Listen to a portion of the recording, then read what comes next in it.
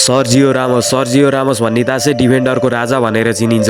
Real म्याड्रिडको legend हुन् र स्पेनको पनि लेजेन्डै हुन्। उनी भने अल टाइम लेजेन्डै हुने गर्छन्। उनको जन्म भने स्पेन क्याम्प सेभिल्लामा भएको थियो। त्यही भएर होला 2003 देखि 2005 सम्म सेभिल्लामा खेल्दै आएका थिए। 2005 देखि 2021 सम्मको रियल म्याड्रिडको यात्रा थियो र साथसाथै नेसनल टिम स्पेनबाट पनि 2005 देखि 2022 सम्मको यात्रा थियो। 2021 देखि 2023 सम्म पीएसजीमा गएर खेलेका थिए र केही समय आफ्नै सेभिल्ला एफसीमा फर्किएका थिए।